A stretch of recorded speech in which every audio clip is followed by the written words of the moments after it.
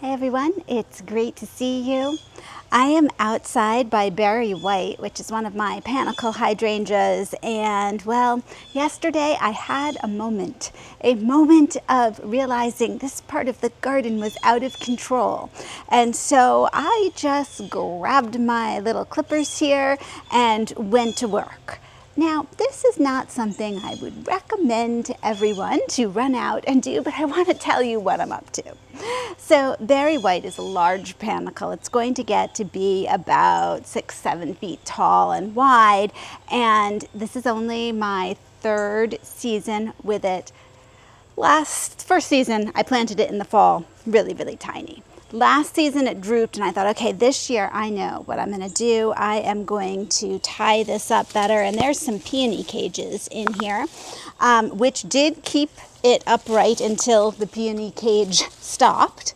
And then everything spilled over once we had some really hard rain. Now I know that it's going to get stronger as it gets older, but that doesn't really help for this year. And those panicles, although I had a ton of blossoms, were laying in the mud, were covering the fountain, were a mess. These were not pretty. These were just really either soggy from the water or they were muddy from the ground.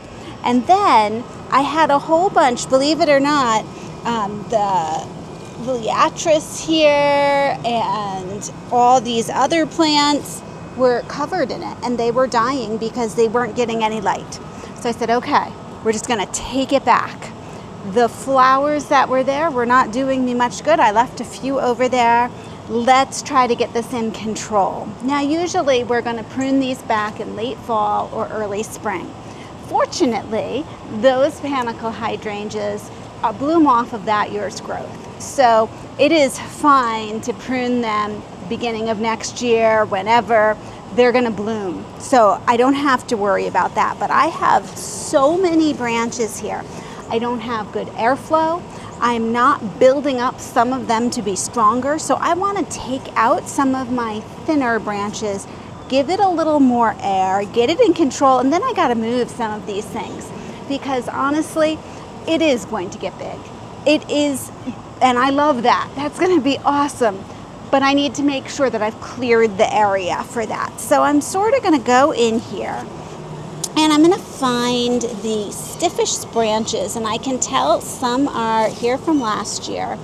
And I'm just gonna clip back until I have maybe one set of leaves above where that was. And I think it's going to, help keep these a little more manageable. And then I want some of these branches really to get quite strong. And I'm only going to do that by taking out some others so that they can put on that growth. And that's kind of tricky to tell, but I can tell where some of them, like this one, I would say is one of my weaker branches, a good one to get rid of. I'm also seeing that some of these have honestly just broken, like this one that's all tangled in here. Let's see, comes down. I'm gonna cut it so you can see. It was already completely broken there. So no sense to keep that one. It wasn't going to make it anyway.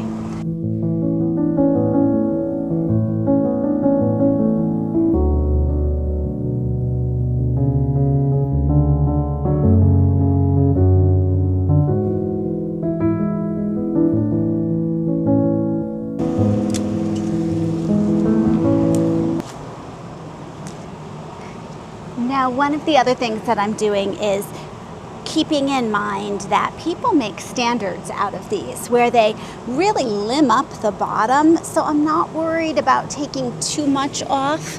I'm not doing that, so it's absolutely fine here. I'm noticing that there's a lot of real weak little branches down the bottom here, not worth keeping.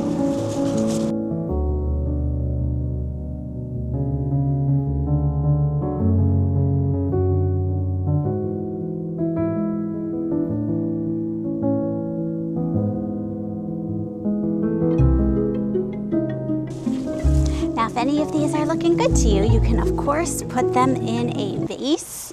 This is a good way to cut them. Whoops. But this isn't something that I'd be doing every year. This is just because we're getting it established, and I think it's important to look at it how I want it in the future. And in the future, I want this cut in a way that I can really enjoy it. I can tell you right now, there is another macrophylla hydrangea here, so that's going to have to move. Okay, and now I'm going to take some of these thinner ones back even further, or crossing.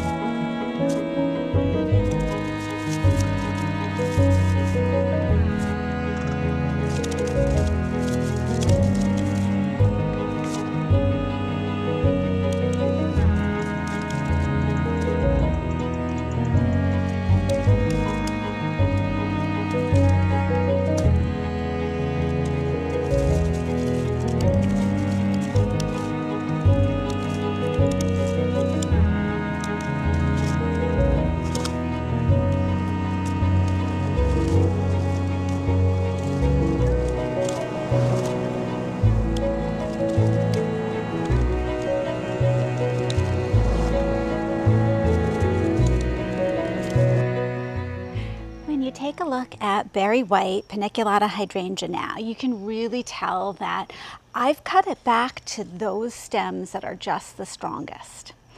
Now, you hear all sorts of things about when to prune your hydrangea. So I want to make it really clear here that this is a paniculata hydrangea, those with the long cone shapes.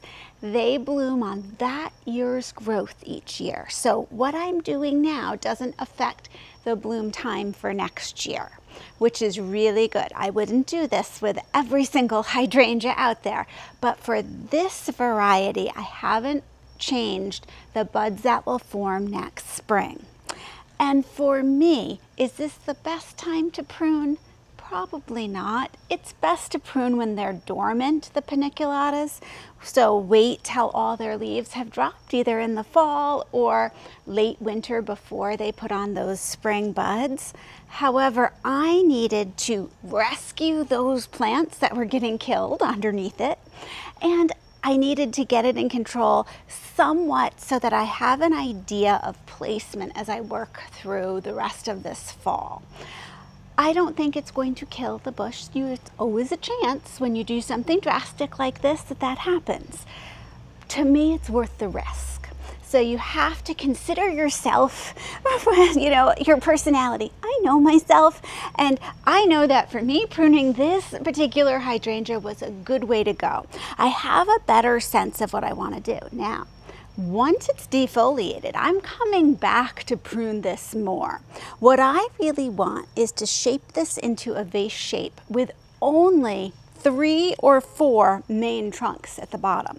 And right now I have a lot of big trunks at the bottom, but I'm actually going to limit up further. I'm not making it into one of those standard tree forms, but it's going to be more like that, with just the 3 or 4 big trunks coming up to about here, with no little branches underneath it, and then more of my flowers on top.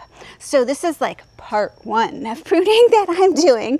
You know, look around. If there's something that's really bothering you, it's worth pruning it so that it doesn't bother you anymore. And this was really bothering me. So I'll keep you posted on how this goes in my next step of pruning, but I'm gonna get moving things around now so that I know exactly what's underneath here, so that I'm rescuing. I'm way over here and you probably can't see it right there. There's a poor little daylily here, and this daylily, this is not a good place for the daylily. And now that I've pruned it back, I can tell even pruning it back, not a good place for the daylily. I'm going to move that. There is a hydrangea, a macrophylla, right behind the fountain here, completely covered by this bush before. I had forgotten it was there. That one's going to need to be moved no matter what happens with this. So this is giving me a good idea for my planning. So thank you so much for hanging in with me for the big pruning. It's always good to have company when you're doing a major job in the garden. Thanks so much for joining me, and I'll see you in the next video.